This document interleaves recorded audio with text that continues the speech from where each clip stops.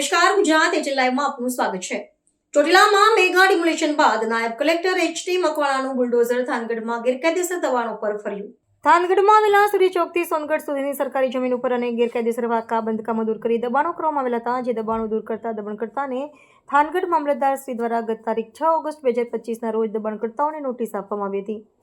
તેમ છતાં દબાણકર્તાઓ દ્વારા દબાણો દૂર ન કરતા ગેરકાયદેસર દબાણો દૂર કરવાની કામગીરી તારીખ 21 જાન્યુઆરી 2026ના રોજ રાત્રિના 1 વાગ્યાથી શરૂ કરવામાં આવી હતી।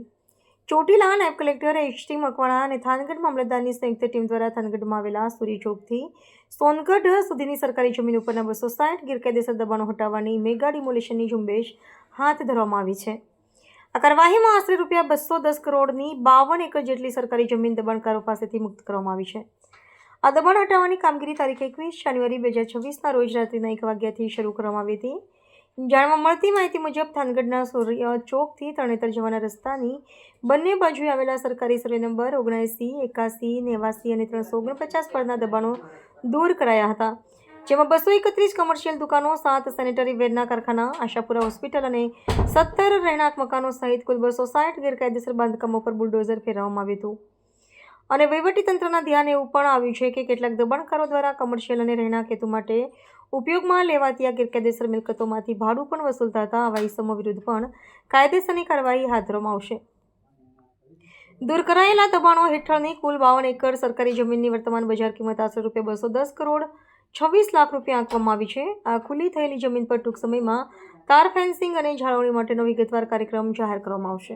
આજે રાત્રે 1 વાગે મારી નાયબ કલેક્ટર પ્રાંત ચોટીલાની ટીમ તેમજ મામલતદાર થાનગઢ અને મામલતદાર ચોટીલાની સંયુક્ત ટીમો દ્વારા થાનગઢ વિસ્તારની અંદર થાનગઢથી તરણેતર સ્ટેટ હાઈવે એટલે કે સૂર્યા ચોકથી તરણેતર જે સ્ટેટ હાઈવે આવેલો છે, ત્યાં સરકારી સર્વે નંબર 79, 81, 89 અને 349 કે જે રોડની તદ્દન ટચ એટલે કે લાગુ સર્વે નંબરો આવેલા છે। આ સર્વે નંબરો ઉપર ખૂબ જ મોટા પ્રમાણની અંદર કોમર્શિયલ દબાણકર્તાઓ દ્વારા બાંધકામ કરી અને આ દુકાનોનો ખૂબ જ મોટા પાયે અબજા ઉઘરાવીને ઉપયોગ કરવામાં આવતો હતો। આ દબાણોની જો વિગતે જોઈએ તો આશરે 231 જેટલી કોમર્શિયલ હેતુ માટે દુકાનો આવેલી હતી, 7 સેનેટરી વેરના કારખાના બનાવવામાં આવેલ હતા, તેમજ એક આશાપુરા હોસ્પિટલ તેમજ 17 જેટલા રહેણાંકના પાકા મકાનો અને બંગલાઓ એમ મળીને કુલ 260 જેટલા ગેરકાયદેસર દબાણકર્તાઓ દ્વારા આ કોમર્શિયલ એક્ટિવિટી માટે દબાણ કરવામાં આવેલા હતા।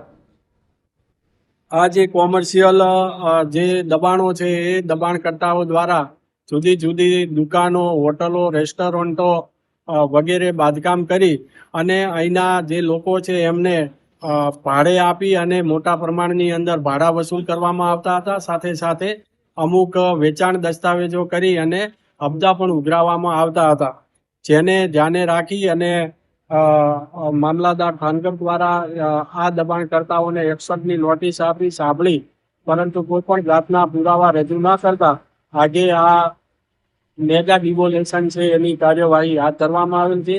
આ ડિમોલેશનની અંદર કુલ 4 જેસીબી મશીનની મદદથી આ ડિમોલેશનની કામગીરી ચાલુ છે। આ સરકારી જમીન છે, કુલ 52 એકર ઉપર દબાણ હતું અને 52 એકર જમીન છે એ 3 દિવસની અંદર આ કાર્યવાહી 3 થી 4 દિવસ ચાલશે। 52 એકર જમીન કે જેની કિંમત 210 કરોડ અને 26 લાખ રૂપિયા થાય છે, જે તમામ જમીન છે એ ખુલ્લી કરી અને કબજો મેળવી અને ત્યારબાદ તાર ફેન્સિંગ કરી અને સાચવણી કરવામાં આવશે।